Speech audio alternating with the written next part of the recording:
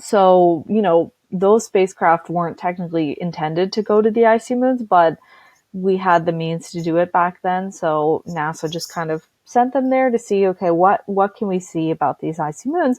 And, little did they know that they were going to get such interesting results, that proved to be very promising in the search for life and just habitability, outside of Earth.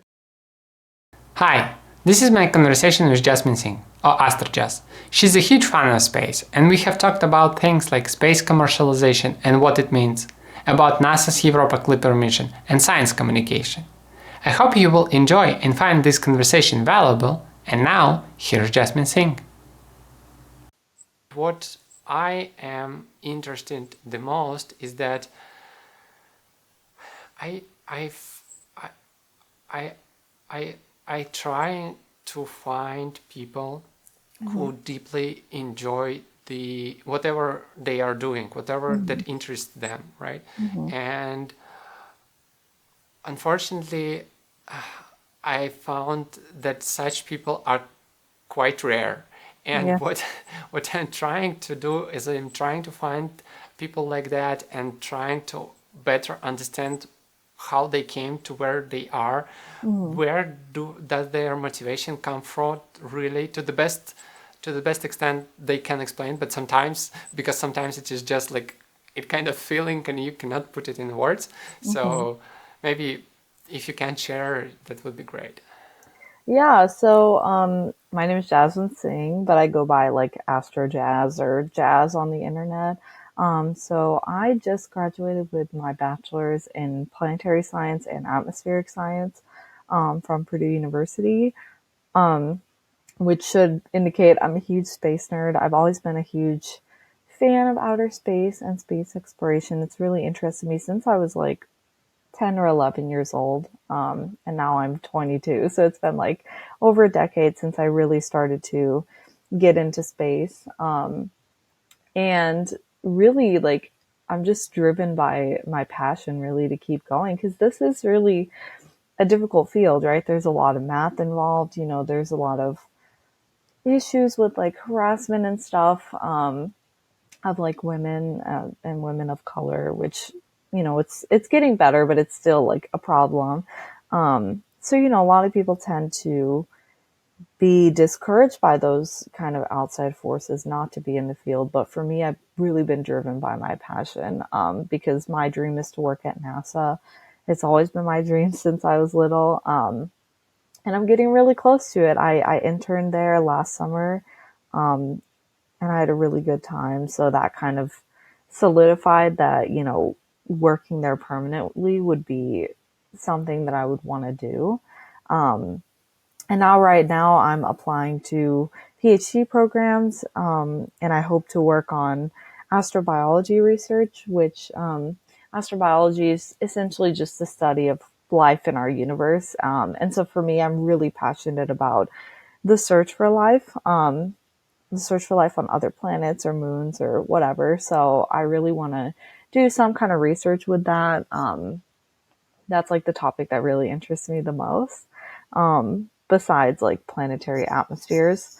So I want to do something like that in grad school. But yeah, I do science communication on Twitter. That's probably where, most of you know me from. And I love doing that. I think, getting a complicated subject and taking it and getting the public, interested in it by kind of dissecting it and making it easy for people to digest and understand is really something I like to do. And, space is something that a lot of people think is really cool. And, a lot of people maybe wanted to be astronauts or something when they were kids, and it just, didn't work out. So, they still have that interest in it, even if it didn't end up being their career path. So I just really like sharing, the latest space news, especially, 2022, this year has been very, very, filled with space news, right? We've had James Webb, these incredible photos coming out, like almost every single day we're getting new photos. We've had Artemis news. Now, obviously, Artemis hasn't launched yet, but we're getting to that launch eventually. Um, and we've just had really incredible stuff going on this year, especially, with the rise of commercial spaceflight too, and more people getting the opportunity to be astronauts. And that's really something I'm excited about as well. So, I just kind of share everything on my Twitter. I also share my own journey just because I want to be someone that little girls especially can look up to, and see like, okay, she did it, so I can do it too, because when I was younger, I didn't have very many women, especially women of color, like role models to look up to in the field. So I kind of want to be that for someone. So I really love what I do, and I hope to continue doing it as I go through my journey. That is, and and for you it is kind of, you found it is important. I mean, what you found is that it would have helped you a lot if you had such role models when you were younger, to Mm-hmm. kind of help you make for yourself the decision that it is possible because other people have done it, and that is, if others have done it, therefore you have like at least a chance of doing that. And this is something that uh, wasn't there when you were growing up, right? Do you Yeah, get and it? most of the role models were like white men, which I'm not a white man. But now that I've gotten older, I can look back and see, okay, there were women of color, astronauts and stuff. There just weren't that many. Mm-hmm. So now obviously I look back and I'm like, wow, I wish I knew about these incredible women, because I definitely would have admired them so much when I was younger. But I definitely admire them a lot now, and definitely use them as inspiration to continue further, because they were doing this in a time where it was very difficult for women of color to, be in these fields, and they were pioneers of it, and they were doing it despite all of the adversity, So nowadays I look at them and I'm like, oh man, I wish I knew about you when I was younger, but I'm glad I know about them now, because I definitely use them as inspiration for myself. Yeah, that's that, and that is awesome that you are trying to kind of do the try to be such a person for other people, right? Mm-hmm. And even, Yeah. I mean, I think it is still worse, even if there is like one or two people somewhere in the world Mm-hmm. who you can uh, that can kind of be inspired, but what the work that you do, right? And Yeah. it, it it is awesome because this is also that kind of important for me. A lot of things that I'm trying to do Mm-hmm. in different domains in my life. Mm-hmm. I'm trying to. The one thing is why I do them is because I just want to have more cool things in the world. It is Mm-hmm. just awesome in Yeah. itself. But the other part is that I I, I find it very nice if I can create something in the world that would help someone. I don't target like creating something that will help everyone because Mm-hmm. it is not something that kind of interests me to try to help everyone, Yeah. and I'm not even sure if it is possible, right? But Mm-hmm. if I am able to help like couple of people in the world who are very close in terms of the values that they share with me and the Mm-hmm. interest and stuff like that, that is helpful. And this is why Yeah. it kind of rings back what you are saying. Mm-hmm. And I wanted to also ask, you mentioned the thing that a, a part of your audience on Twitter in particular, I think, are people who have some innate interest for the Hmm. science, Yeah. for the cosmos, right? Hmm. But the lives turned out this way that they are not like professionally involved Hmm. in this, right? Hmm. Would you say that in terms of the number of people there, it is the majority of people like that that you talk to, or most of them are involved in some kind of Hmm. projects? I actually think the majority might not be involved. I've had a lot of people just tell me that they couldn't do it. Obviously, I follow a lot of people that are in the field. I have a lot of followers that are in the field, but I don't know. I feel like the majority just have an interest in it, or you know, that when they were younger, they really wanted to do it and then it didn't happen for them. That's what I feel like. I wish I could like see that like analytically and figure it out, but I think it's the majority have an interest in it and it didn't Interesting. happen for them. But honestly, I really like having that kind of audience because clearly they're still passionate about it, even if it didn't, work out for them as a career. They still want to learn about it and keep up with everything that's going on in the field. So, yeah. Then I understand, and Mm-hmm.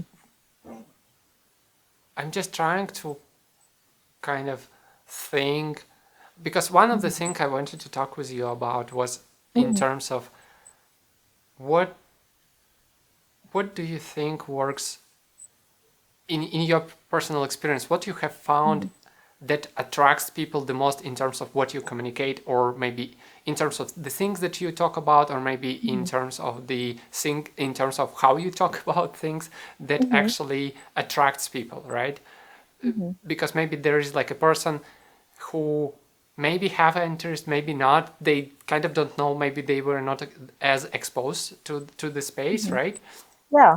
And I wanted to kind of know Yeah. your take on this. Yeah. I definitely think what attracts people is me overall just being myself. Every tweet I make is just, me. I have a clear, it's kind of clear from what people have told me. They're like, yeah, I can see your passion for this subject in your tweets. I can just tell by the way you type it out and, how much time, it clearly takes to do all this. And so I think that's the biggest thing that brings people in. But obviously, some people really like the fact that I keep up with current events going on in space. So I try to share like the latest pictures. And I think the pictures is a very big one that people really like. But I share pictures and news that's going on, any updates, like, when when all the dates were getting changed, I was sharing those with people as soon as I found out about it. So I'm trying, I try to stay up to date with everything and tweet that out as soon as I found out about it. So I think that's also something that attracts people because I'm pretty up to date on it. So a lot of people have told me that they get their like space news from me because I'm up to date with things. So I think that's another thing that draws people in. But I think overall, if I had to say like one main thing, it would probably be my personality and love for the subject because if someone, for instance, right, if you're talking to someone and they do something different, completely different than you, that you don't really have an interest in, but you hear them talking about it and you hear the passion in their voice, like you're still drawn in, right? Because you're like, oh, you clearly love what you're doing, and the way that they describe it becomes different, right? It becomes filled with love and passion for the subject. So even if someone's doing something that you're not really interested in or you don't know much about, you can still have a love and appreciation for it if they're super passionate about it, based on how they talk about it. And I think I definitely do that for people too. Yeah, I mean, I guess this when you talk to people like this, Hmm. just the energy in them, Hmm. right, and excitement and like smile on their face and Hmm. stuff like that. Hmm. It is, it I what because in my life I found something similar, that there are a couple of things in I have like a problem in life because I'm Yeah. interested in a lot of different things. Yeah. I know people like that. Yeah, but I kind of selected a bunch of them Hmm. that I am more deeply involved into. But Okay. others, I kind of I want, but I know that I cannot because otherwise I will I not be see. able to complete and to get something to the actual good level that I want to. So Yeah. I and when I talk with people about the things that I'm interested in, Hmm. usually what I find is that people do like see the excitement Hmm. of how I talk about this, and Hmm. it is like it makes them excited, right? Exactly. Yep. And I am trying. I'm just trying to share this, right? But I'm also trying to find a way of how I can share something with them, get them excited. But the problem that I'm facing is that sometimes when I talk with people like that, they get excited when I talk with them, but Hmm. in 2 days they are kind of back to the base level. And Yeah. because doing the work is actually difficult, at least in my experience Hmm. has been. And I'm pretty Yeah. sure that space related work is quite difficult Yeah. in terms of It is. so I'm always kind of trying to think and on the lookout on how I can not just excite people, but transform a little bit how they think, so they continue to do if they are interested, for example, in what I'm talking about, to try them to continue doing that and kind of Mhm. excite themselves by themselves. that would Yeah. be I that know would what be you mean. awesome. Yeah. Yeah, and this is why I'm kind of interested in how you think about what works in from what you've seen and not, Hmm. right? So Yeah. that okay, okay, and you also one second. You're good. Uh, um, so I also saw your kind of you also posting like very good memes, Yes. especially Yes. when the Artemis was delayed a couple Oh, of times. yes. I Yes. have so I assume people also enjoy those. Oh yeah. I obviously I'm young, so I'm kind of like very involved in like meme culture, I guess, and I understand a lot of the memes that are coming out, that are getting popular and that kind of thing. Um, and the reason I incorporate them into my content is, one, to make people smile. As a scientist, you can't always be serious all the time.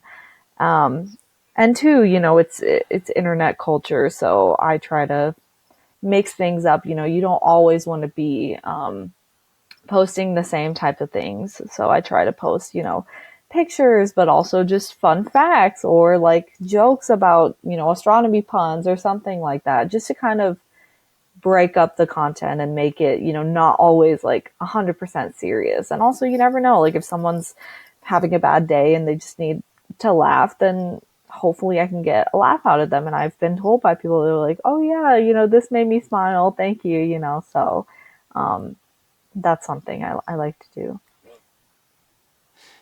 Have you had an experience when maybe someone reached out to you uh, saying that maybe because of the work that you are doing, especially the Mm-hmm. content, Mm-hmm. they were able to kind of maybe switch career, or maybe if they were not sure if they actually want to stake everything on this career and pursue it, and your work was like the critical point for them to make this decision.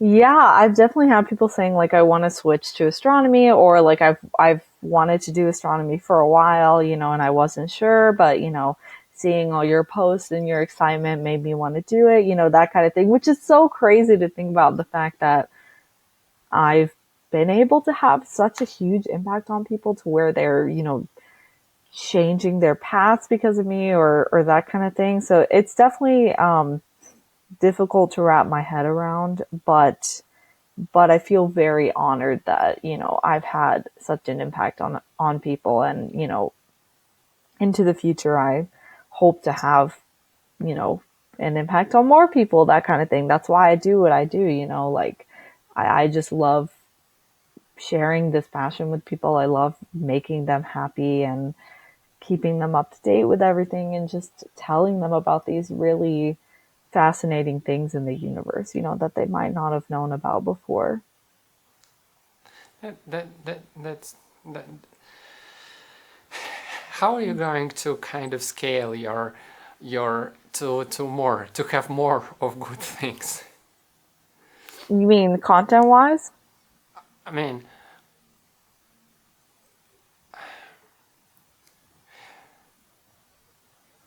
do you do,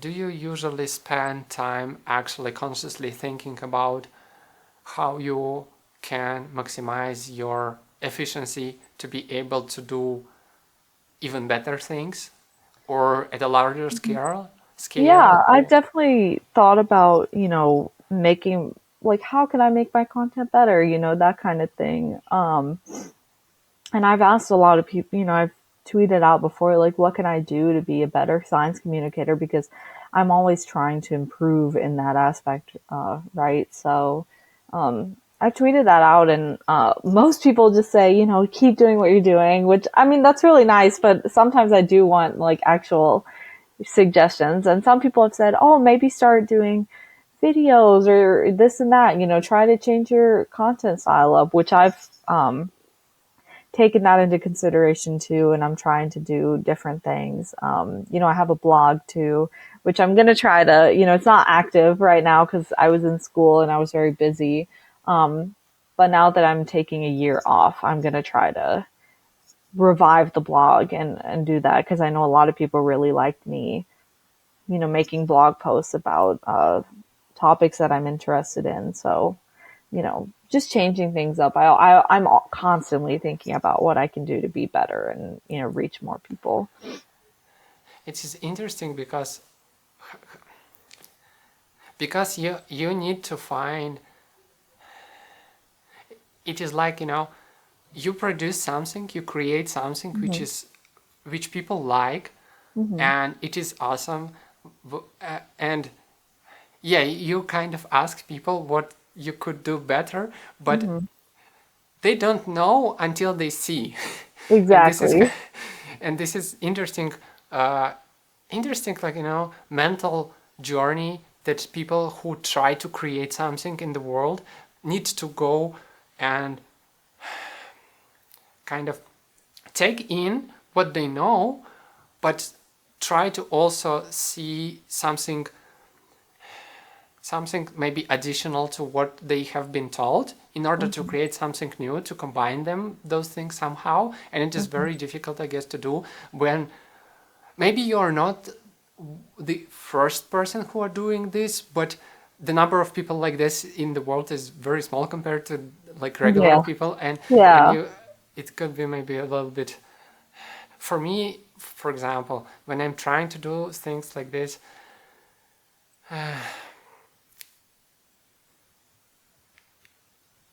you kind of spend a lot of time by yourself and thinking Mm-hmm. about this. I try to look for what other people do, but it is also a double-edged sword in a sense, because you can get inspired by what other people do, something creative, but you also can get a little bit discouraged because you will be thinking that they have already done it, and why would I do Oh something like yeah. this? Yeah.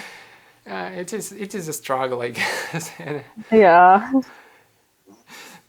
that's good. But you want to start more to create even more like content in video space, and get back to your blog posts, right? Yeah, I want to try to diversify. In terms of videos, like, I'm kind of camera shy, so I don't know if I'll be able to do that anytime soon. Um, but yeah, definitely my blog and stuff. And maybe I'll start making infographics or something, different where people are like, oh, this is really cool, because I know people that do like art in space, they make art of space and they communicate Mhm. through that. Now I'm not artsy, so I can't do that, but that's one thing where, I see what they're doing and I think that's really cool, that they're taking these two mediums and communicating through that and doing a lot of cool work through that. So yeah, I just Do want to you? try something different. But and in terms of, do you do you post a lot of things? Do you ever or at all post things Mm-hmm. about something else than space? Yes. Okay. That's, I've definitely had dilemmas about this, because obviously, I'm a whole person and I'm not just space, right? That's not my entire personality. I have, a life and other things that go on in it. So there are times where I'm like, I want to post something different and just maybe tweet about my day or tweet a picture of something, right? And I definitely have struggled with that because I'm like, well, I want to keep my account like this. Also because I've seen other people post about different things and, people will reply and be like, "Oh, you need to stick to tweeting about space," which I don't like people like that. Like, and I don't want people like that, which is why I get scared. But I definitely have occasionally tweeted things that are just my personal life because again, I am a whole person. There's more to me than just what I do, like career wise, So there are times where I'm sure, you remember 2020 was there was a lot going on politically and stuff. So I definitely took time to tweet about that because for me, when I have a platform like this, I want to use it for good, and do that and do stuff like that. So there are times where I've tweeted like about political issues or, just personal life, that kind of thing, just so people can see me as more of a person, like a whole person. It is good. It is important to know what is good, first of all, Yeah. right? It is very difficult to decide, and there is like no kind of way to know for sure. In Yeah. terms of posting like different stuff on Twitter, Hmm. even I also a little bit struggle with that because Hmm. I want to post about the art and photo and some like something related to this. I want to Hmm. post about programming because this is my career, primarily Yeah. my career, right? I want to Hmm. talk a little bit about finance and Hmm. just random stuff like uh, Hmm. interesting piano videos and stuff like that. And Yeah. I also, on one hand, I understand the people who say that because they subscribe to get some information. For example, even Hmm. myself, I use Twitter as a primary source of information when like I Hmm. spend like a certain amount of time in a day digging into finance and Hmm. understanding what is going on, right? And there are certain people who establish themselves as people who know something about this in a space, and Exactly. you Yeah. Yeah. subscribe to them, and if they start to post something, it is not like it is bad, but it is not what I am looking for exactly. And it seems like maybe No, that's understandable. Hmm. this is something that should be solvable with technology, right? My sense that I have not experimented with that yet. I know that Twitter Hmm. has something like topics or something like this as Oh, yes, it different does. channels, Yeah. Yeah. but I'm not sure. I wanted to experiment with those. Those seem like a Hmm. good solution, but to be honest, I'm not sure that people know how it works, right? And even if I start Yeah, to it's do a that, new feature. Yeah. that would be could be problematic. But it is still, but Yeah. it is it, overall. I think I mostly I like overall. I do agree with you, and I hope that you will be able to express yourself more, Thank like you. broader, not only about Hmm. space, right? And the people Yeah. who want will be able to kind of only select a subset of what you're talking. And it is kind of Exactly. a best of both worlds, right? People get what they Mhm. want, and Mhm. you kind of, first of all, you provide what they want, and it Mhm. creates joy for you, but you also have an ability to express yourself, and you don't feel locked in, and Mhm. maybe it could be a little bit difficult to do Yeah. this, I guess. Yeah, I definitely hope that in the future I can tweet more about that. I was actually thinking about it the other day. I was like, maybe I kind of want to make a tweet saying that I want to tweet more about myself and like other things I'm interested in. So we'll see about that. I think I think I think also one important thing is that if you are able to talk about the things you actually want, it kind Mhm. of allows you to stay mentally in a good space, so you can even have the desire and motivation to talk about space for much longer, right? Because Exactly. Yeah.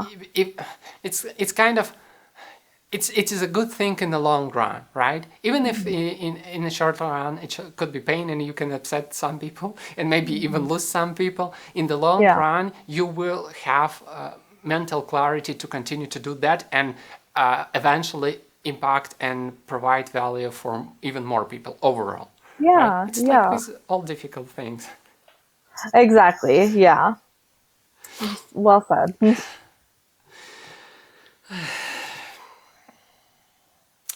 Yeah, okay. It's it's interesting for me to understand Mhm. how people think about, like, why people interested in space and science broadly, because Mhm.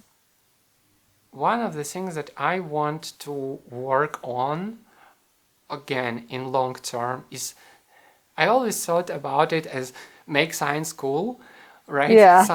Something something that, because I'm very passionate about visual aspects of things, I always Yeah. thought about how I think there is like a little bit of stereotype about scientist, which is very boring, very boring person in a very boring kind of room doing something Yeah. Yeah. that is not. And there is a part of work is actually like this, but it is Mhm. true for all fields. For me, for example, for the engineering programming, Mhm. I Yeah. spent like 12 hours a day just in front of the computer thinking and Oh, typing, and yeah. it is boring, but Yeah. I still believe it is possible to talk in a way that it is exciting to people, right? Mhm. And it is what I want to do with science in a sense. Yeah. uh, that would be awesome, but it will Yeah. take a while to build something like this. And Definitely. even with this podcast, the reason why I want to talk, it was very important for me to talk Mhm. with different types of people, right, in Yeah. different spaces, right? Because I don't want, even though I have a huge passion for the programming, and I know, I think I know things that I can share and people would find useful. I want to kind of put it out there right at the beginning, that Mhm. we here are interested in different ideas, the Yeah. interesting ideas. I don't care where they come from. If they Mhm. are good, I think they are worth. It's like TED conferences, right? The idea is worth sharing. This is a good Yeah. message, I guess. Exactly. That is Yeah. awesome. Uh, one thing I wanted to talk with you about, Yeah.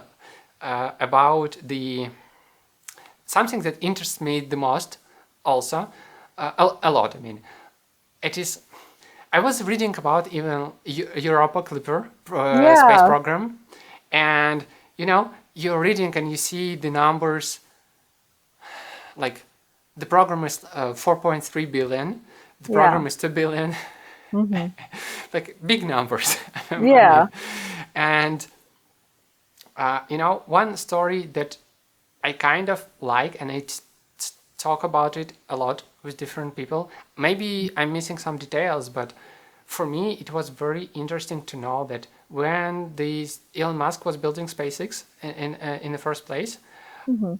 I saw the story that they had. maybe like around like 150 people in total, Mm-hmm. building the first rocket Mm-hmm. from basically ground up to launch. Mm-hmm. And this story always was very valuable, I guess, for me, because I saw that it is possible to be able to, with a much smaller groups. I mean, I'm not sure how, if it is small or not in like in traditional sense, but Mm-hmm. it doesn't seem a lot of people. I've been working on the Wow. projects which build some like software project, and there are much more people like that, and it is not as Yeah. complicated as Rocket. And it was very exciting for me to know that it is possible to increase efficiency and like build more of these things, right? Build Mm-hmm. more programs, build. And I wanted to know, maybe as you as an insider in the industry, do you know any do you have any kind of areas that obviously for you could be the low hanging fruits to improving the efficiency when such projects are built? That's a good question. Are you talking about like just building rockets or like just But everything? I think, I mean, I think if you have examples that you think fit this bill, that I would be interested in them. It doesn't matter if they are about rockets or about building like some telemetry tools or something like this, right? My goal is to maybe talk with people and see if there is something that could be improved, right? And maybe some of those ideas will encourage people to actually take and tackle those problems and increase efficiency. Maybe I will be able to do something in the space in Hmm. order to increase efficiency, right? Yeah. But I don't know that much details, and this is where I need your Yeah. help. Um, Definitely, in the space field, that's one thing, things take a long time to build.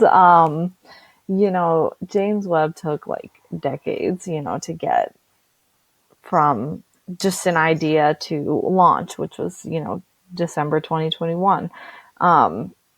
So that's definitely a good point. And, we've seen with Artemis, like a lot of people are getting impatient. They really want it to launch. But I think in our field, it's really hard, efficiency wise, because things just rockets take a long time to build, right? And you don't want to have any mistakes, right? Because you're putting so much money. The public is helping to fund this, right? They're putting so much money into, one thing, right? And if it blows up, then that's it, right? Those millions or even billions of dollars are gone if it blows up. And we've seen mistakes with NASA in the past where rockets and such have blown up and even sadly, cost people their lives, right? These astronauts that have trained for X amount of time, like that's it. They died in these explosions and such.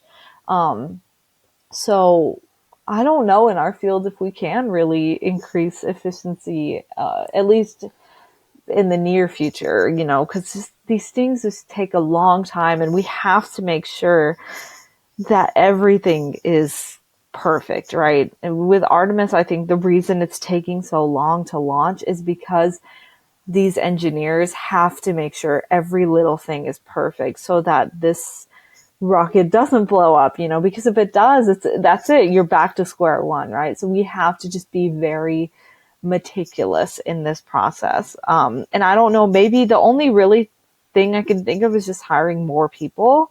Maybe that'll help speed things up. Um, but other than that, I don't see anything like super, super quick, to make these things go by faster because, we just have to make sure every little thing is perfect. I do understand Hmm. that, because I mean it is very different for me, because when I, for example, create some program, Yeah. especially if I do use proper tools for this, Hmm. the the I can iterate on a problem very quickly. Mm-hmm. I can basically press two buttons. I can type something, I can press two buttons, and I can see Mm-hmm. the result. And Yeah, even if it doesn't work as I want, I can go and change something, and it takes like a exactly. couple seconds. Exactly. It's not possible to do that when you kind of need to go far away, and there Exactly. you cannot do that. But on the other hand, I do still believe that I mean, I'm not saying that it is easy to do, right? And Yeah, we it's can go definitely. and like improve it 10 times Mm-hmm. right away, right? It is difficult to do. I do Mm-hmm. understand this, and it is not like I have solutions for those Oh problems. no, yeah. But I but on the other hand, I do think it is important for the people who actually care about the space and the progress to think about things like this, Oh right? yeah, absolutely. and and this is why I was wondering, right? Maybe if you have something you wanted to share about this, Yeah, because I wish I knew something. But I definitely think, leaders in the space industry are definitely thinking about these kinds of things for sure because, they don't want things to take a really long time either because you want the public to stay interested in these projects because they're the ones that are funding all of this at the end of the day. So, yeah, so I think people are definitely thinking about it and hopefully soon, we'll get some ideas about it, concrete ideas. yeah, hopefully at some point you will be also one of those leaders who Oh, will be thank thinking you. Yeah. about this. And Hmm. you you have time to prepare. Basically, Yes. it will be awesome because, yeah, people who are the leaders, they are also just people. They came there, Exactly. they went through their own path to get Hmm. there. And I think a lot about this, how kind of, if there is anything in this regard or any other regard that I can help, or maybe just because maybe I see something that not that many other people see because of my Hmm. experience. Hmm. Maybe not, I don't know. We'll see. Okay, but you said that it is kind of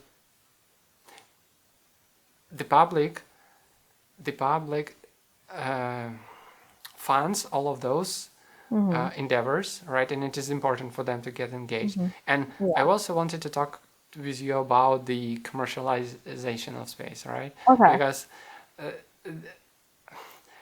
it is an alternative approach, right? And I Yes. just want to know your, first of all, high level view on all this process, which has been going on recently. Hmm. Recently kind of varies, but, but still, Yeah. what do you Um, think? yeah, I definitely have a mostly positive view of it because I do think, so many people as kids, they dream of going to space and being astronauts, but like I mentioned earlier, it's really hard for them to achieve that, right? Not everybody can do it. And that doesn't mean they're stupid or anything. It just means like the career path to being an astronaut is very, very difficult. So it is only meant for a few people, right? And we've seen NASA astronaut classes are very small, right? So, and not everybody, has the means to do that, right? Like you have to have a specific degree and all this and that, so it's difficult and there's lots of training involved. But now with the commercialization of space travel and such, we're starting to see more people like you and me that are working to be astronauts. I know people on Twitter, people that I've interacted with and talked to for a while that are working to be astronauts, with different various companies. And it's really exciting to see. I think more people deserve to go to space. I think, space is for everyone. And so that's definitely the mostly like positive thing that I see coming from it. Now, I also like to acknowledge the negative side, which is that I think, I don't want space to become like a billionaire's playground. I'm sure, you've seen a lot of people talk about that too. I want people to keep their curiosity, right? And explore space because we want to discover something and we want to learn about, why we're here, how we got here, what's out there, right? Is there somebody else out there, right? That kind of thing. So I don't want it to become like a playground for very rich people. I want it to be something where ordinary people can go up there and experience, seeing Earth from space, or even going to the moon or going to Mars, that kind of thing. I want us to keep our curiosity. I don't want it to become something that's somebody owns it, or people fight over, that kind of thing, right? It should be for everyone. I'm thinking about some example as to Hmm. some technologies, like even like a refrigerator or a TV, Yeah. right? When it was Hmm. invented first, it was fairly expensive, right? Oh So yeah, only yeah, people who had money could afford it, right? But yeah. the interesting thing is that as time goes on, the progress makes these things cheaper and cheaper, right? And Hmm. more mass market. And Hmm. yes, it could be, I guess, maybe not that fair that at the very beginning not everyone has a TV, right? But Hmm. a couple of decades passes and everyone has a TV, pretty Yes. much. Yes. And and I hope, like from my side, I do. I think it is there are dangerous things that people should be aware about the Hmm. commercialization of the space. Hmm. And I also think there are things which we should be aware and uh, kind of in terms of the public space exploration, right? Yeah. It is also not I guess entirely good, right? There are I Yeah. think overall it has like net positive effect, but Oh yeah. both things have things that we should be aware of, right? Hmm. And in a sense, I think I am trying to kind of make people more curious about second and third order consequences in terms of when Hmm. they talk about space and stuff like Hmm. this. So we kind of, as a society, can make sure that uh, both commercialization goes more or less in a positive direction, as well as the Yeah. public funding of this. That would be helpful. And Exactly. I do think that in terms of the programs and the sometimes I think I'm not sure, but I think that sometimes commercialization small companies because I think they have like a little bit different incentives in terms Yeah. of uh, they kind of need to make the thing work because if not they kind of run out of money and they can Mhm. shut the doors. Yeah. In the public space it is still there because money is limited there as well, Hmm. but I don't know. Okay, you said that you wanted to join NASA in particular, right? And you were Yes. working toward That's this, and so you but would you consider joining like a private company, or it is people have like out of definitely options? Yeah, people have definitely asked me that, and it's not out of the question. But I think in particular for what I want to do research wise and career wise, I think NASA's the place to go just because my interests align more with what they do. So since I want to do more astrobiology related Mm-hmm. research, that's a really good place to do it. The private companies to me are more focused on an engineering aspect and that kind of thing. And that's totally fine, right? Like they're working on building rockets and doing launches and that kind of thing.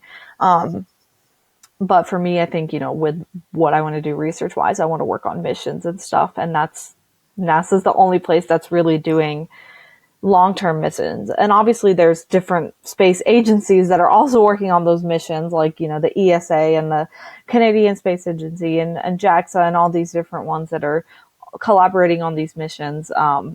But since I'm in the US, we have NASA. So that's the one that I see myself working at, just because they are the ones working on those missions alongside the other international space agencies. I think it kind of boils down to that the things that you want to work on, they are a little bit more challenging to commercialize right now, right? It is. Exactly. Yeah, I don't foresee, at least for a long time, I don't foresee private companies doing deep space, missions, sending probes and stuff to other planets and stuff. I foresee them focusing more so on getting humans to space. So yeah. It would be interesting, I guess, to think a little bit about uh, why would big companies who are for-profit companies, uh, Hmm. what could interest them? How can Oh we yeah. make them interest in that? And Yeah. one good example that I don't know, I don't understand, to be honest, for sure Yeah. how it works, right? But there is a company. There are a couple of companies. One of them is DeepMind, Okay. which is about AI research and stuff like Hmm. that, and they are doing things which develop AI progress AI research. Hmm. The last thing they created was AlphaFold, right, which is Okay. about protein folding in biology, right? Hmm. And I was trying to figure out how they are doing that from economic sense. My Yeah. understanding right now is that they just drain money from Google, Mm. and Google does that just because, and I'm not Yeah. sure why. Maybe hopefully space companies who are for profit would be able to do that. I guess they are Hmm. trying to do that because they believe that it is like an investment for the Yeah. AI, and they will be able to kind of profit from that in the long run. And maybe Hmm. the space companies can do the same, right? And Yeah. maybe they just need people who would be pushing this, who can pick up this kind of area and promote it within the company and get kind of a part of the budget pie for all of Yeah. this. Okay, that is interesting. Hmm. Okay, um, I understood. And now I want, I guess, to get to our thing in regards to the Europa Clipper, right? Yes. Which we wanted to talk about. Hmm. And I've been reading about all of that. But I mean, I think I, I am, as many other people, I know a little bit about that, right? Hmm. But not to detail. But I'm very curious to know about that. And if you can Yeah. kind of share, and I don't know where the good place to start, but you must probably know. Yeah, so basically the reason we're sending a spacecraft to Europa and I guess the icy moons in general is because we've had this interest in the icy moons as a potential place for life um, outside of Earth to exist in our own solar system, right?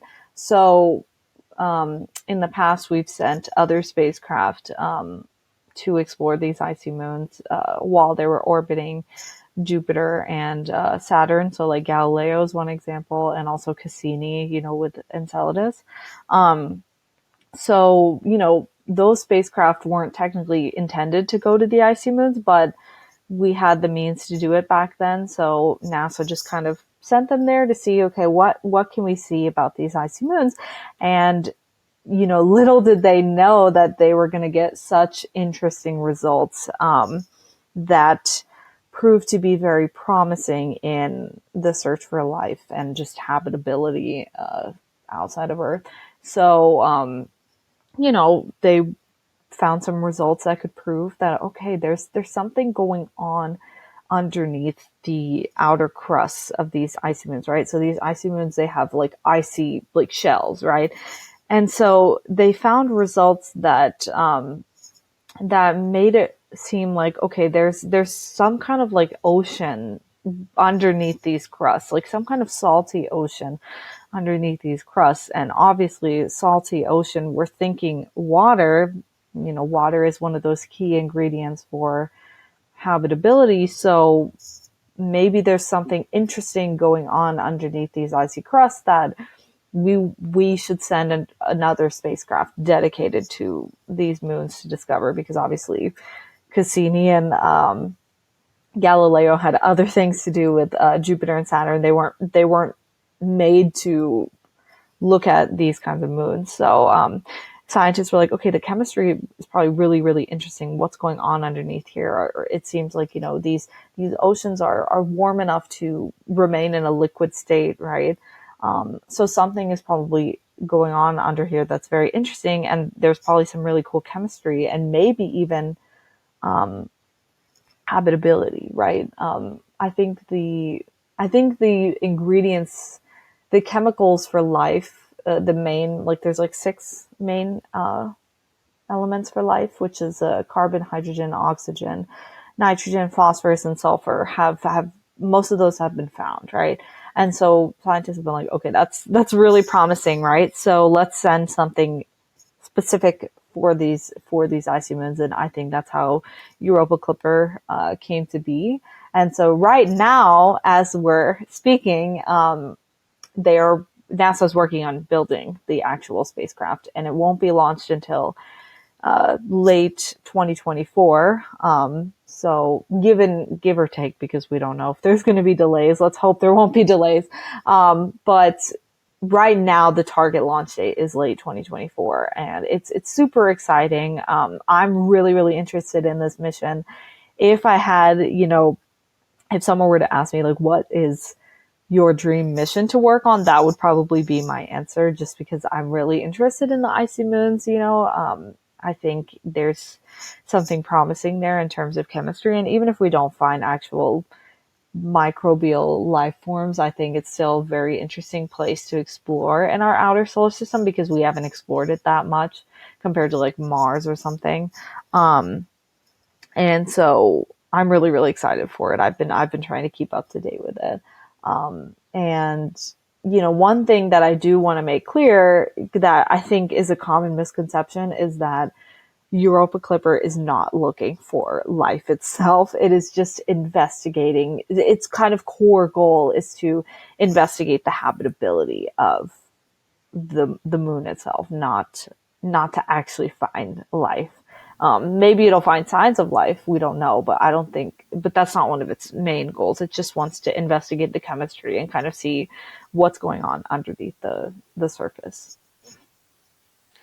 And I was reading. Please correct me here if I'm wrong. Yeah, Right? I was reading yeah. that the Clipper, basically the way how supposed to work, let's say, Hmm. that it will be orbiting the Jupiter, right? Hmm. And there will be close flybys of the near to the Europa Yes. moon, right? Yes. And what, like, is it, do you have a feeling right now for how this data that could be gathered, right? What it can potentially be used for primarily, right? Can it be used for Hmm. maybe like for further missions to maybe something that will land there on the moon? Do we need Hmm. something there? Maybe we don't. I don't know. Yeah.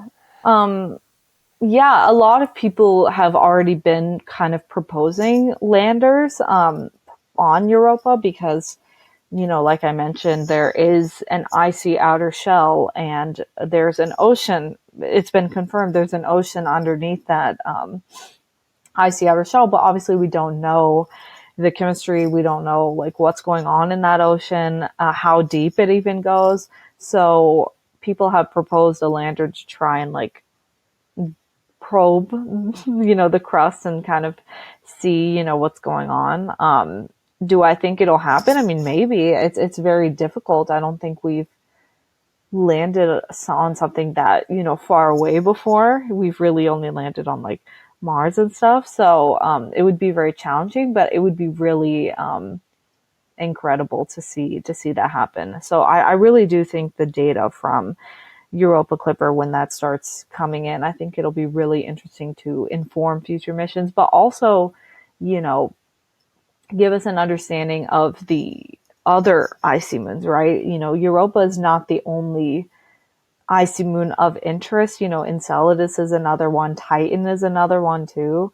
So I think it'll also inform us about the other icy moons and maybe lead us to sending missions to those moons as well. You know, we already have one in the works for Titan, right? Dragonfly. I'm sure you've read about that. So that's really exciting, but maybe there's even more that's going to come from this. So I'm really, really excited. It's, you know, the first of its kind. And I think, there should be more excitement for it, honestly, which I try to, you know, give updates on that as well and get people interested in that. Cause, you know, it's a spacecraft that might help us, you know, start the search for life, you know, beyond Earth and in our own solar system rather than like looking at really far away exoplanets. So, yeah, I'm really excited. And what are, I think maybe this is a little bit okay. What are the what are the aspects that Mm-hmm. make this mission like that add additional challenges to that mission in comparison to what we've been doing so far? Yeah, you know, I think it's just the usual, you know, it's really far away. So, you know, you got to make sure if something is wrong with the spacecraft, like, can we fix that, that kind of thing.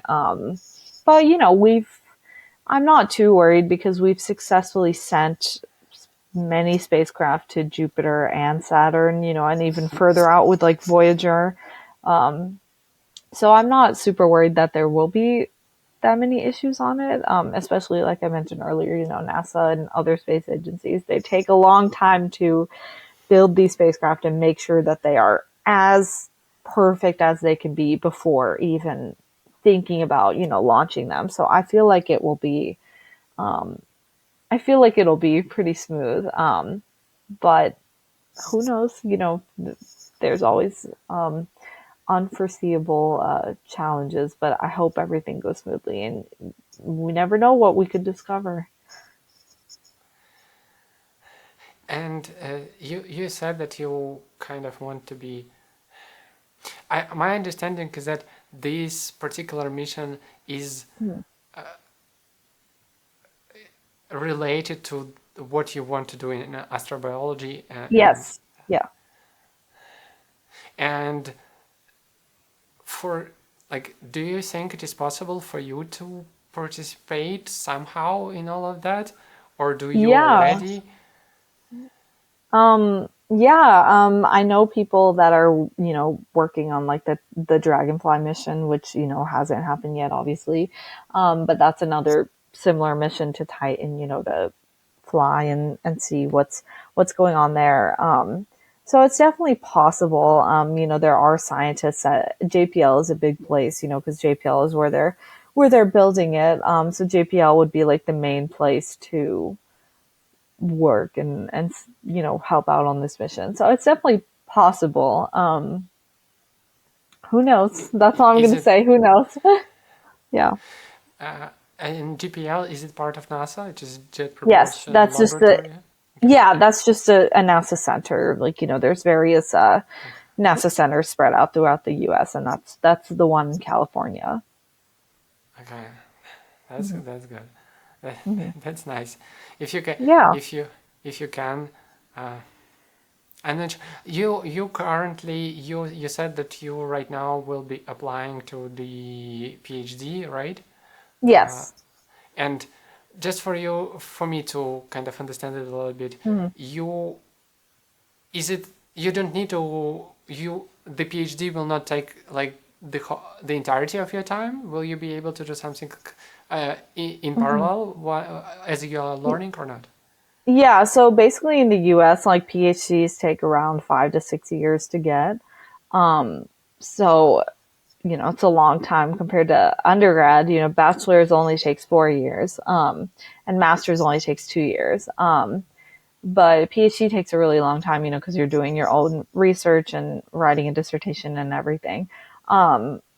But my understanding of it is it is basically a full-time job. So it takes, most of your week is taken up by that. But most people say, don't work on weekends, that kind of thing. So there is a bit of free time, but it's not like a lot. But definitely, for me, I will want to like balance out working and having a social life and everything because, grad school is very, very stressful. So yeah, there are some people that do like other jobs and stuff while they're doing a PhD, but that's mostly because grad students are very underpaid. I'm sure you know about that. In the US, they're very underpaid. So some people kind of have to do another job in order to pay rent or something, which is kind of sad, but yeah. Yeah, because so yeah, it's difficult, but so you Yeah. will be able to more actively engage in like actual work on some project, Yes, that's what it mainly. is. Yeah. Mhm.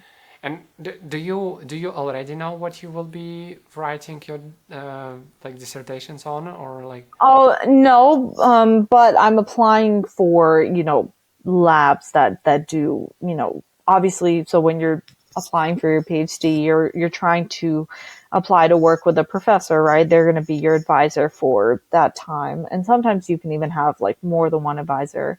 Um, but what you do is you go on their websites and you kind of see what kind of work they're doing, and then email them and see if they have an open position, see if they have funding for a student, and then talk to them and apply and stuff. And so I've already done that. And most of the labs, that I'm applying to focus on astrobio research and planetary atmospheres, that kind of thing. So I don't know obviously specifically what I'm going to do since I haven't applied or gotten into a lab yet, but I do know in the broad scope that it's going to be astrobiology or astrobiology and planetary atmospheres related. But the work that kind of research that you will be doing, Mhm. it will be actually something from the industry, something that will be. Yes. Yeah. Yeah, okay, because it's not like working on some experiments in a vacuum, right? Something Yeah. Yeah. that's good. Hmm. Yeah, this, even though if you're studying, it is kind of uh,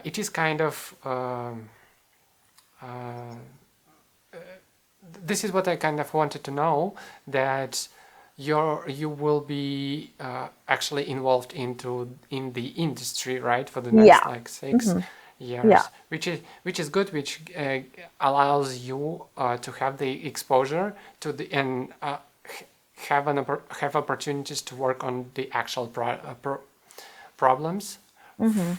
We, that's good. And you said that uh, they may or may not have funding, right? But the Yeah. funding that they get, where does this funding come from? Also from the Yeah. industry, or it is? Yeah. It usually comes from grants and stuff, that they get from NASA or other places. Yeah. They usually get that funding to do these projects and then bring on, a grad student to work on that. I assume the funding is also very very scarce as usual. Yeah, it's very competitive and hard to get it. So yeah, you want to apply to labs where they have funding, obviously, because if they can't pay you, then you why would you go? So yeah, you should only go with people that have funding. And interesting. So Mm-hmm. this will your while you're doing your work as a researcher during PhD, Mm-hmm. they also pay you kind of salary, right? Yeah. So you can live and do this work, right? Yeah, yeah, you're basically going to be living in whatever location for that 5 to 6 years, because it's a job. You're technically called a grad student, but it's a job. You're a Yeah. researcher full time. Yeah. I understood. Yeah. Because I kind of, to be honest, I thought about it as the same way as you think about Oh, like yeah. bachelor or something like this, Oh, and I yeah. didn't Yeah. know that it works like this, which is Yeah. okay. Okay, that's nice. Hmm. Uh, I wanted to also ask about when we were talking about the Europa Clipper. I wanted to ask. Hmm. You mentioned also that there is a mission for the Titan, right? Yeah. But like the Titan mission will be later than the Europa mission, right? It'll be later. Yes. It'll be in the late 2020s.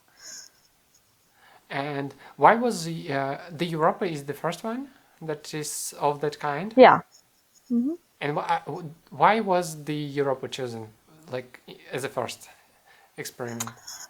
I think it's because, Europa is a very interesting place. I mean, so is They're all kind of really interesting, but I think, that one just happened to be the first one that people really wanted to work on. And it's also closer, right? Because Saturn is more further out, so that one takes longer to get to and that kind of thing. So I think they wanted to focus on Jupiter first, and Europa is the most interesting moon of Jupiter. So, because Saturn we have like Enceladus and Titan and stuff, but out of Jupiter's like main moons, Europa is the most interesting.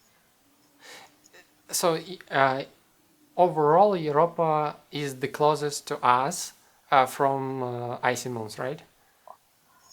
Well, I'm not sure its exact distance, but we know that Jupiter is before Saturn, so Jupiter would be closest, so its moons would be closer than Saturn's moons. So yeah, I Okay, think I think part of it was probably just because it's closer. okay, okay. I understand. Yeah, yeah, That is not that is that is good because yeah. we will be able to get something earlier, Yes, yes. and we will be able to. But my understanding is that when people send missions like that to, like, for example, the Europa Clipper, even Yeah. uh, even if the mission hasn't launched yet, and it will be something like October Hmm. 24th or Yeah. something like that, uh, people already work on additional things related to this mission, maybe some other future mission, or they need to wait first for the first to complete. No, people definitely, I mean, I told you, I know people that are working on the Titan Uh, Dragonfly mission. Like, people work on these missions even though they're not going to launch until a long time because, mission planning is very, very, it's a very long and intense process because you have to make sure you know exactly what data you're looking for, what questions are you trying to answer that you think the spacecraft can help, what instruments do you want to put on it. So it's a very long process that, takes many years, even if the spacecraft isn't launching until, 5-10 years in the future. You want to start very early on that process, and it takes a big team of people to make that possible. how many people do you know how many people right now work on the Europa Clipper? No, I don't, but it's definitely like hundreds for sure. I mean, we know that James Webb has like thousands of people working on it. So that's, you know, James Webb. So you can imagine like missions probably have like hundreds, if not thousands of people, depending on the mission itself.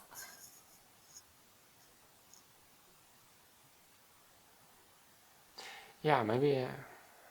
It's a lot of people. Yeah, Yeah, we need more people. We I need to. know. Yeah, you're doing great in terms of like uh, attracting people to Oh, to the thank interest in the you. topic, and it is. Yeah, that's what I like doing. I will need to do a lot of thinking about how, like, what could be done like additionally, right? So Oh yeah. we could. Okay, okay, and but so it it is kind of it kind of works that there is like funding some from public projects, right? There is like a Hmm. group of people. There is usually, I assume, there is some committee or something like this which drives those mission missions, Yes. and then there is like engineers who are working on particular, like a group of engineers who work on some particular instrument, and there is Yes. another. Okay, okay. Hmm. Those instruments that how many could be actually reused from one mission to the other, or it is That's a pretty much good from scratch? question. Um, I think most of the time it's from scratch, if I'm not mistaken, just because, they get a lot of use out of them. And, one instance with Cassini, we had the spacecraft, literally burn up in Saturn's atmosphere. So I think, they take a lot of damage from space, but I don't think it's impossible to reuse them. I mean, I'm not sure if you're familiar, but with the SLS rocket that's being used for Artemis, a lot of that is used from the Saturn V, which is why they look pretty similar. I'm not sure if you knew that, but that's a fun fact. I mean, no, I didn't know that. But you mean Yeah. they are used in terms of their design, right? No, they're like the actual ones that were used on the Actual Saturn parts. V. Okay, Yeah. that's cool. That's why like if you look at them side by side, they look pretty similar, like the actual rockets.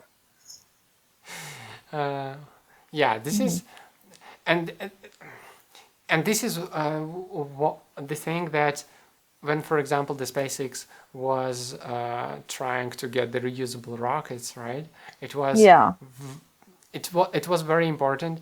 And right now, what I know is that right now you can go on their website, and Hmm. actually see how much it will cost you to launch your payload to space, which is Oh, like yeah. and it is not even that expensive. It is like the lowest price is like 1 million or something like this for 250 Yeah. kilo or something like this. I don't know. I don't remember. But I was surprised that it wasn't like, I mean, yeah, like a lot of 1 million is kind of a lot of money, but on the other hand, it is not that much when we talk about different missions like a couple of billions, right? And Hmm. but okay, but in terms of the parts, or not the parts, but the actual designs of the systems, right? Hmm. Those instruments are created from scratch, meaning how much of the ideas and the testing maybe and experiments could be reused for those instruments for each like mission, or not instruments only, spacecrafts and stuff, everything related. That's a good question. I'm not sure. I think it really depends on the mission itself. I think a lot of them, draw inspiration from one another, which, like I mentioned, the Mm-hmm. SLS and Saturn V, like they drew a lot of for the SLS, they drew a lot of inspiration from the Saturn V, and I think even a little bit from the space shuttle, right? Because if you've had, it's just a simple concept, right? If you've had something successful in the past, why would you try and reinvent the wheel and make it so different if something worked in the past, right? So I could definitely see them in the future, taking inspiration from old instruments and stuff, which I'm sure they're already doing right now. I can't think of specific examples in terms of spacecraft, but I don't see why they wouldn't be doing that, right? Because if it was successful in the past, then try and draw inspiration and use something similar in the future. And when do you understand correctly that Mm-hmm. when NASA built something like this, even in terms of designs and also Mm-hmm. in terms of like physical production, right? Mm-hmm. Does NASA use a lot of contractors to implement Yes, the stuff? a lot. Yeah. I know a lot of people that work for contractors. So they work for some other company that in turn has a contract Helps with NASA. NASA. Okay, Yes. Hmm. that's interesting because Yeah. and why do you think they usually do it this way instead of trying to build everything themselves? Hmm. Well, goes back to what I mentioned earlier. It takes a really, really long time, right? So if you have international space agencies helping you, if you have contractors helping, it's going to take less time and, getting more collaboration. I think collaboration is also really important in the science field. So, why not collaborate with international scientists and stuff? And they can also help out with funding too, right? Because international space agencies and stuff also get funding. So that can also be of great benefit. But yeah, I think overall collaboration is very necessary in this field. So, so primarily the benefits are that because they are able to leverage the work of each other, they can speed up the process, right?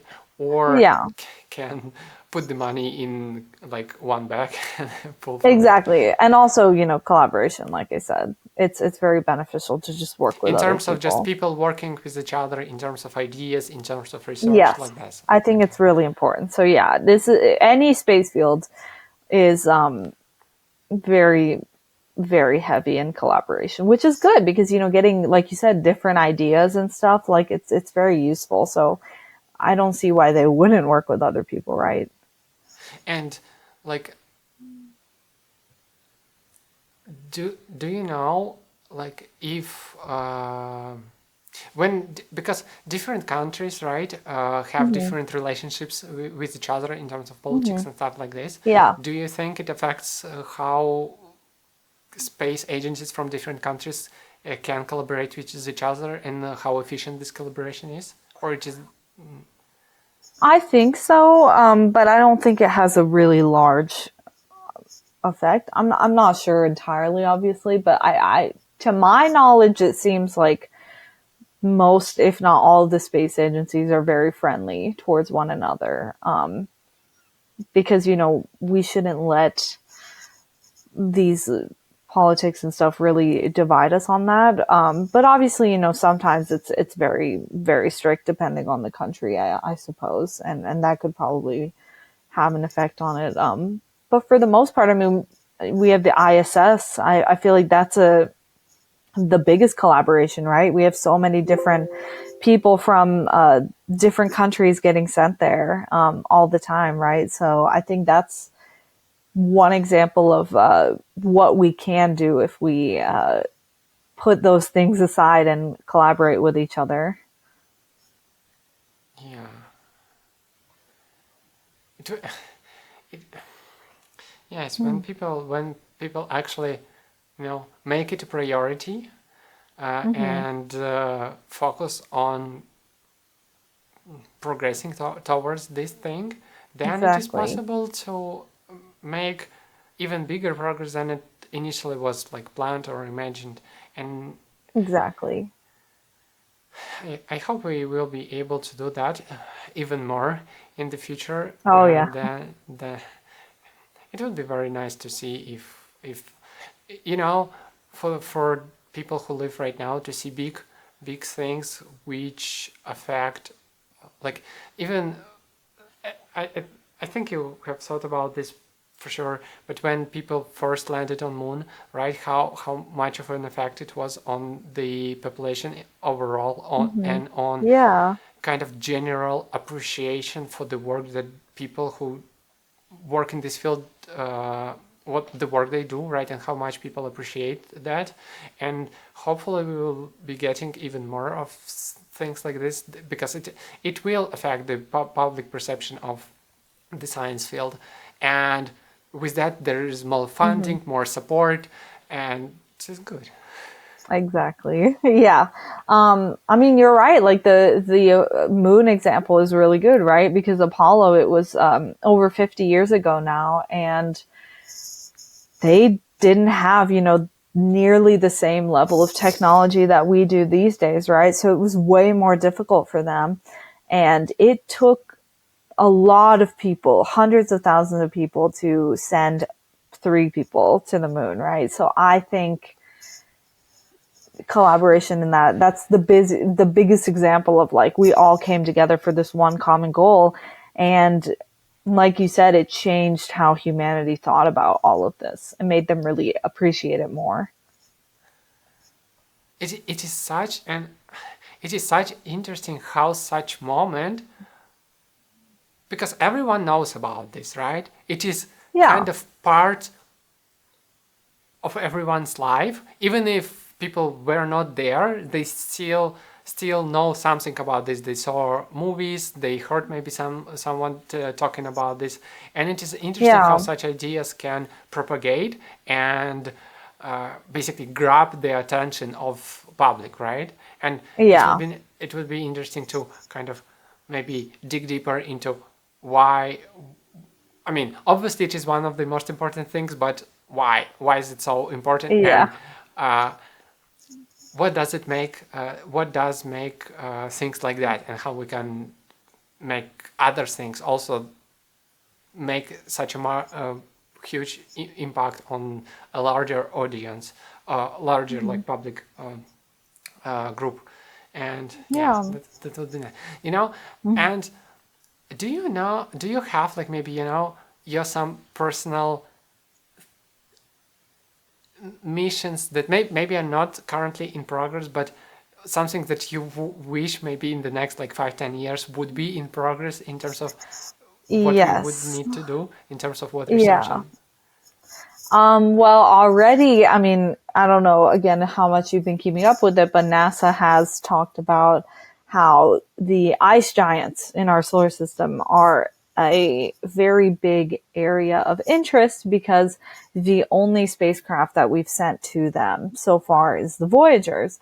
And technically, the Voyagers didn't even actually visit them, right? The Voyagers only did flybys and then went on their way, right? They took a few pictures, got a little bit of data, and then they kept going, right? So NASA really finds it important to send dedicated spacecraft because there's so much about Uranus and Neptune that we just don't know, right? And also their moons, right? So to me, I think those are the very big places of interest that I would love to see missions get sent to. And I think, like I said, NASA is planning on a Uranus like orbiter or something, a probe. So I'm really hoping that that happens. And it will be in my lifetime. I'll probably be pretty old when it happens, because it's going to take a long time and it won't even get there until it won't get there for a long time, right? Uranus and Neptune are even further, way further out than Jupiter and Saturn, so it'll take a much longer time to even get there. So I'll probably be towards the end of my career, but it'll still be exciting to see that happen in my lifetime. it is it is it is interesting how we people can work on something that takes that much time, right? And I even know. sometimes people work on something that it takes even they will not see the results of their final works, right? Hmm. Especially I in know. it's Yeah, cool. the space field is big about that, right? Like you're spending all this time of your life working on something that you don't even know, what's going to happen with it, and you might even die before it. You might die or retire before it goes up there, but you're still putting all that effort towards it because you know that it's going to have a great benefit for humanity. So I think that's one reason why I really like our field is that people really do put all this work in and they won't even know what's going to happen.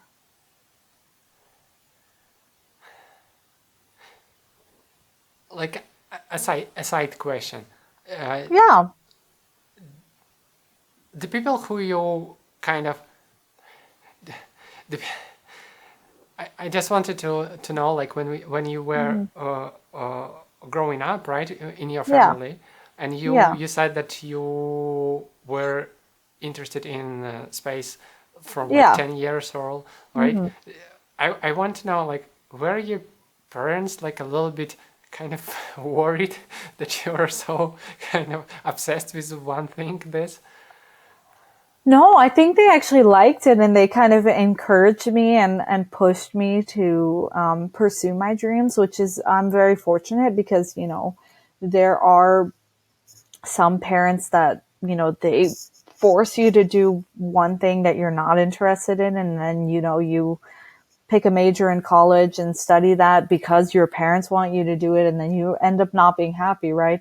So my parents, since I had that interest from such a young age, they encouraged it and helped me to get to where I am, right? By helping me pay for college and pursuing, helping me to pursue these kinds of things, right? And I think encouragement from your family is very, very important, right? Because at the end of the day, like, you want to make them proud. I want to make them proud. So I'm really glad that I got encouragement from my family. And now I think it's paying off because, they can see that the space field is growing so much, right? Like, it's grown so much in just that one decade that I've been interested in it. So, imagine the next decade and the next and so on. So like, it's going to be insane. So I think that's also paid off, right? Because there's so much good that's coming from it that they can see the benefit in me working from it.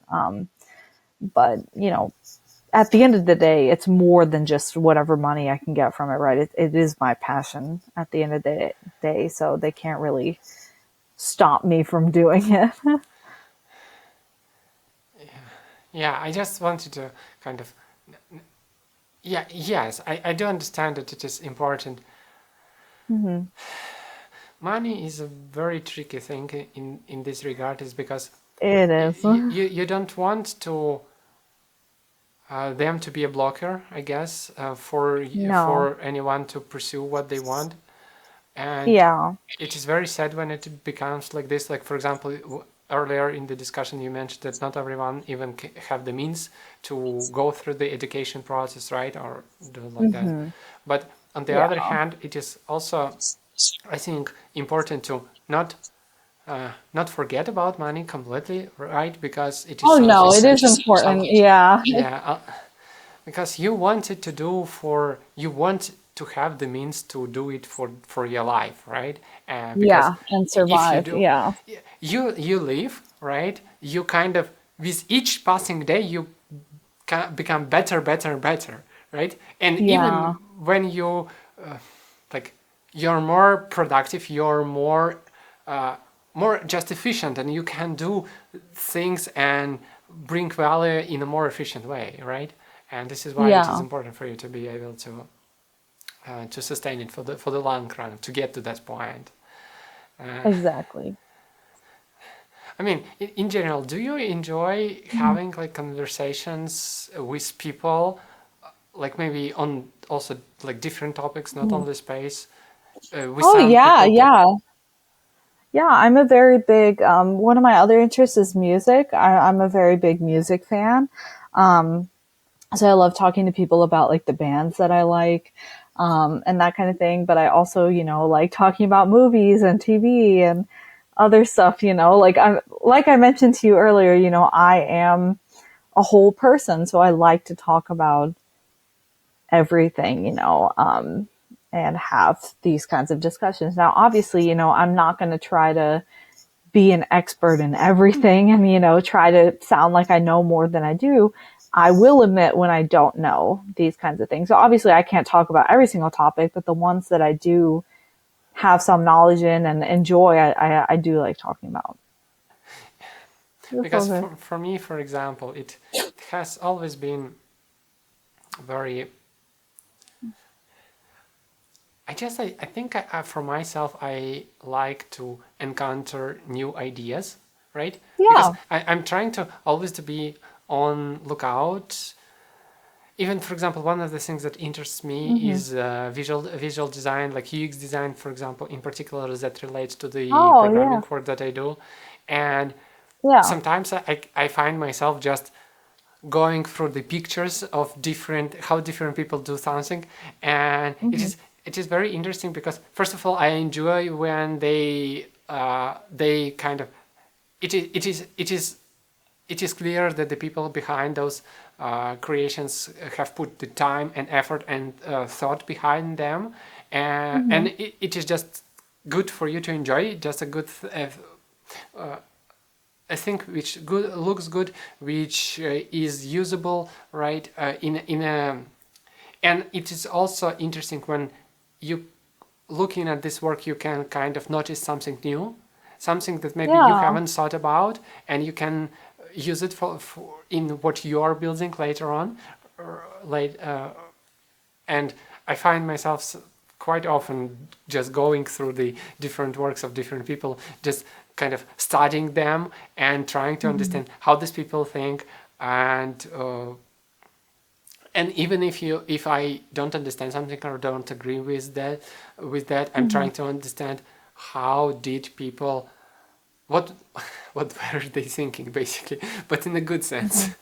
right? Yeah. How maybe if I'm missing maybe something or something like that, and I can it is very it is very important for me, and it Mm-hmm. gives for example, when I'm talking to people like you, like other people that Mm-hmm. I've been able to talk with Mm-hmm. publicly and not, who Mm-hmm. enjoy what they are doing, Yeah. it helps even me to, whenever it is difficult, you're trying to build something, it doesn't work, and Mm-hmm.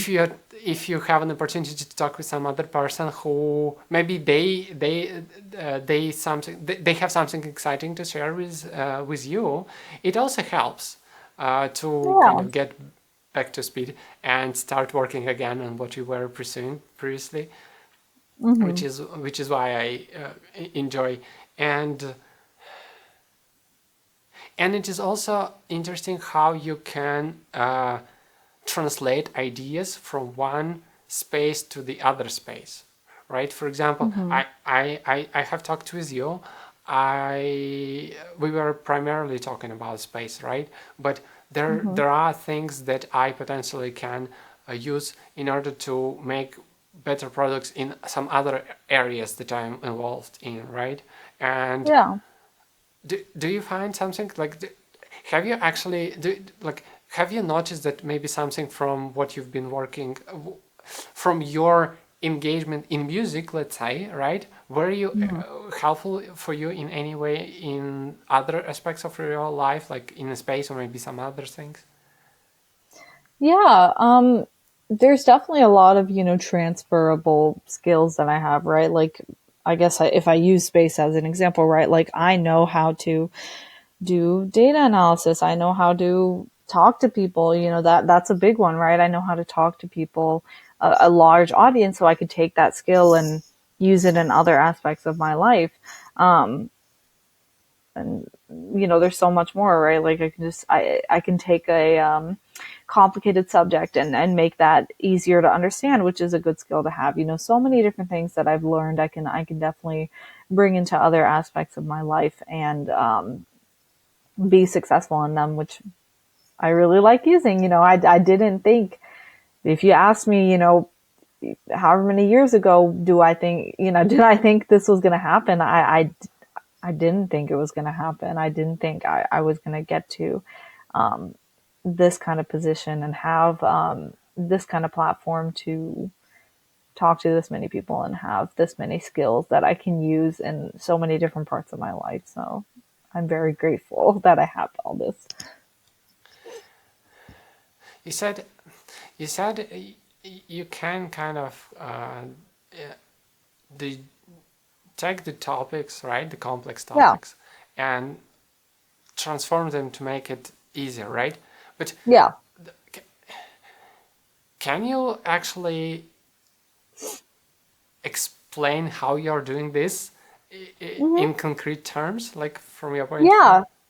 Um, really, I Google. I mean, the internet is your best friend, right? Like, I always try to synthesize and make sure that I can understand whatever the thing is, right? And then I will take that and then simplify it to make sure, like, someone that, for instance, right, take black holes, that black holes are a very complicated topic, right? Like, even I don't fully understand them, right? I mean, I'm also not an astrophysicist, but still someone like me with more knowledge about space than the average person, right? I can't fully understand them. So if I can't fully understand them, then imagine someone that doesn't really know about space. So black holes are a very complicated topic, and that's something, right, that I can look up and try to understand for myself, and then take that and try to simplify that to someone who has no idea, right? And you really got to define, take these complicated words.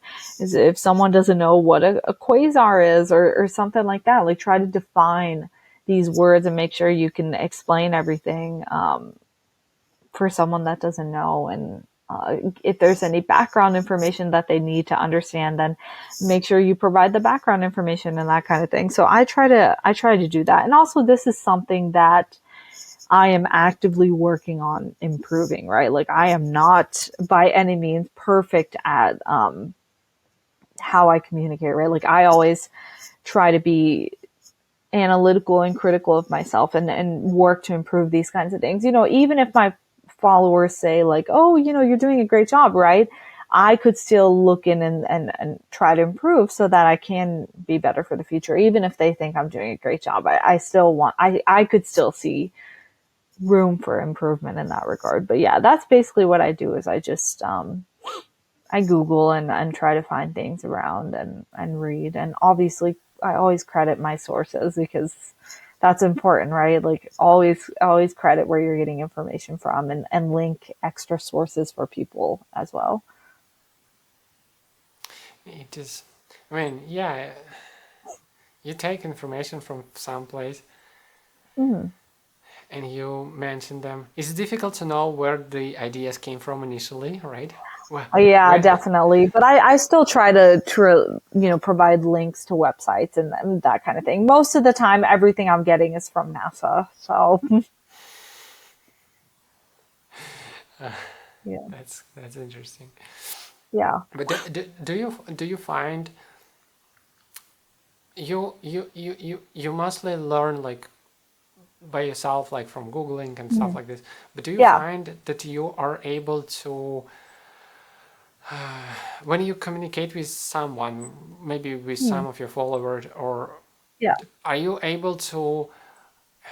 Is it often that you can find something useful from what you're talking with that person about, right? Mhm. Yeah, I've had meaningful conversations with people about these kinds of things, right? Like, I am I'm learning from them just as much as they're learning from me. Maybe a little less, but I'm still learning from them, right? Like I mentioned to you, I have followers that are in the field that know things that I don't know, and they'll reply to my tweets with things that I didn't know, and then I can take away that information as well. So it's kind of like a two-way relationship in that regard, and that's what I really like. That's another way to draw people in and get them interested in, is by interacting with people. Which for me, like, no matter how many followers I've gotten, I always try to interact with people and reply to them, like their tweets and stuff, so that they know that I see that, I see what they're saying. I'm reading what they're saying, and I'm engaging with it, right? Because you want to show them that you are a real person, and that you care about what they have to say too, because that's how you keep people engaged and interested, and following you, right? Like, you want to talk to them as well. So I try to talk to people and learn from them too. Has it become like more complicated as number of people? It has. It definitely has, because my notifications will get really clogged, and so it's hard to see people's replies. But I always try to click on my tweets and just read through replies and try to like them, and respond to people. Even if it takes me a few hours, after they replied, I still respond back to people, just because, like I said, I really care about engaging with people directly. And like I said, that's why I have my DMs open, right? Because even if, a lot of people that have a large amount of followers don't have their DMs open, because you can get some stuff that's messed up, which I have, but I try to ignore it and just talk to the people that actually care and have good things to say and whatnot. So that's why I keep my messages open, so that I can talk to people as well in the messages, if they want to talk to me one on one. And do people usually prefer to talk with you like privately or? Yeah, I've had a lot, and I feel bad because I've been so busy. It's been hard for me to respond to all of them. So I have so many unread messages. Well, I've read them, but I haven't responded, which I feel bad, but they understand. Like I always get to the messages, even if it takes me months. I will get to the messages. And do It's just you, hard for me to always respond like immediately. isn't it? I mean, don't you? I'm trying just to understand, like, Yeah. because for me, unfortunately, because I'm a lot of different areas that I'm involved in, Hmm. I whenever whenever I'm trying to stay more active on Twitter in terms of contribution and Yeah. not only consumption, it has Yeah. always been like I always think about that. I need to go and do actual work. I need to go Yeah. and I'm like like that. do you also kind of struggle a little bit with that? Absolutely. I spend a little too much time on Twitter. But there's just so much good content to consume, and I like seeing what people have to say and that kind of thing. So it makes sense that I stay on there for a long time. But yeah, I definitely sympathize with you in the fact that sometimes I do recognize that okay, it's time to log off and do some actual work. You can't always spend the entire day just scrolling through tweets and making your own tweets. So sometimes I just have to step away. Because it can have a negative effect, right? If you're on there all the time. I mean, again, I guess the balance, right? For me personally, Yes. I think I haven't found it yet because when I try to post something, first of all, I Mhm. find it very difficult in terms of providing because I I, I also try to find some balance in terms of like Mhm. what value can I bring to people, right? In Mhm. from like why would they care, right? Why would they Yeah. follow this person over like many others, right? This is one Yeah. thing. And on the other hand, I also try to balance it with like some personality and stuff like that. Yeah. And when I talk about if we talk about something like useful that could be useful, like some ideas, recommendations, whatever, it has been very difficult for me to I haven't been experimenting a lot with threads. Maybe I should, Mhm. but uh, maybe yeah, I should. But when you're trying to just post something on Twitter and you have like some idea, you want it to fit, right? You kind of strip the parts, and yes, it always sounds like those like short phrases which say do something this way, Mhm. right? But Mhm. it they always miss the why part for Yeah. like why should we care, why do like help us to understand, right? Because if the Mhm. person understands what you're saying about, yeah, it will resonate with them. But if the person does not really understand them, it is helpful if you kind of provide the explanation for how you Exactly. got to this point, right? And why we believe. Yeah. And it's difficult with Twitter for me, been, and maybe threads will help it. But sometimes, Threads are very yeah. Mhm. one thing with threads that I'm thinking about is that Mhm. once you get the threads, you can go overboard with them as well. You Yes, have you can. like, I've seen people make super long threads. Yep. yeah, it is yeah, that's interesting. But you kind of use Yeah. them, and you think it is good to have like a little bit more leeway there, right? Oh yeah. I used to, I mean, my pinned tweet, is about the space threads that I used to make, which I'm going to start them again at some point. They do take a while to make, but what I used to do was I would make blog post, and then I would take that blog post and shorten it and make it into a thread. And then at the end of the thread, I would say like, oh, if you want more information about this subject, if you're really interested in it, go read my blog post. But I always like shorten them and do that. And I always do it on topics that I find interesting, but also topics that I ask my followers about, like, do you want to see this topic or this one? And then I let them kind of choose, and then I make a thread. Interesting. Yeah. Yeah.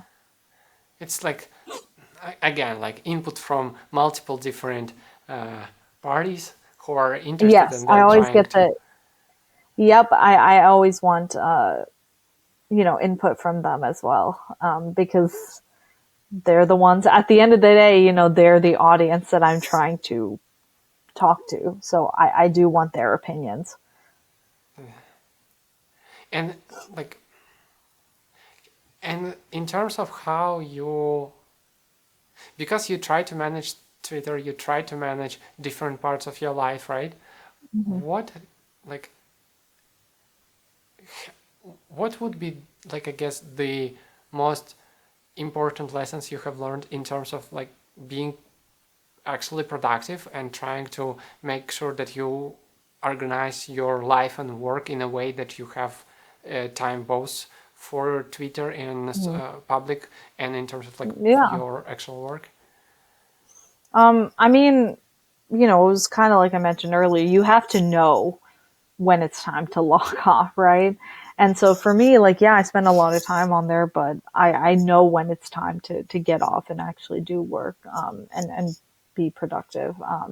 It also helps to have a schedule and work on that. Now, right now, I'm kind of guilty of not having a schedule because I'm not in school or anything. But when I was in school and stuff, I had a schedule and classes to go to. So I was already like naturally busy throughout the day. So I wasn't really looking at Twitter unless I had free time and stuff. But now that I have a lot more free time, it's definitely consuming a lot more time. But I still recognize that, there is an outside world. I have other things to do. So I'm not going to spend 24/7. Like, I'm not going to be on Twitter that long. 24/7 would be like a very long. Oh, that'd be terrible. But yeah, but that was an exaggeration, but you know what I mean. Yeah, for the people like you, right? For Hmm. people who might be looking at you, and Yeah. and one thing you mentioned, you want to kind of be the role model for them to show that it Hmm. is possible, to show that maybe even more Hmm. than that is possible. Like, Hmm. do you want something that you wanted to share with them in particular, maybe that we haven't talked Oh, about, or maybe you haven't absolutely. talked in other Hmm. places?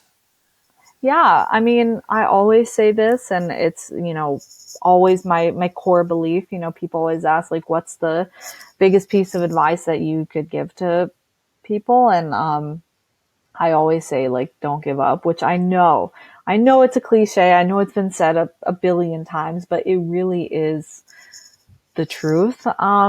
Based on my journey, like, I've had a lot of setbacks, a lot of failures, and stuff. And, if I quit a long time ago, I would not be, I would not be here today, right? I wouldn't be sitting with you talking about this.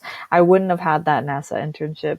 I wouldn't have this wonderful audience to share all this stuff with, right? If I quit at the first instance of me having a mistake or a failure or something. So you really have to push through all of that and think about the end goal. And that's, for me, that's one of the biggest things that's been keeping me going, right? Is that I've been thinking about that end goal of, like, working for NASA and working on whatever mission or whatever, I end up doing there is it's really what keeps me going. I think about my passion for the search for life and our universe and that kind of thing. And I'm like, oh my God, like, imagine me waking up every single day and doing that as my job. Like, that's so exciting, right? So that's one of those things where you have to just think about your end goal and think about, okay, like, yeah, it's really hard right now, but it's going to be worth it in the future. It's going to all pay off. So, let's just and go through a little pain right now for that really good result, right? So really, if I had to say anything, just do not give up. I promise it will pay off in the end. Yeah, and maybe not in a way that you kind of envision, but maybe even in a better Exactly. way. Yeah. Things, life is very crazy. It has a lot of twists and turns, a lot of unexpected things can happen. So you never know. Things could turn out even better than you thought. Something else could come at your doorstep that you didn't think was going to happen. Okay, I think this is a good piece. Like, and we can leave it at Yeah. this. Thank you very much for like. Yeah. This was really enjoyable. Yeah. Thank you for inviting me. This was really fun.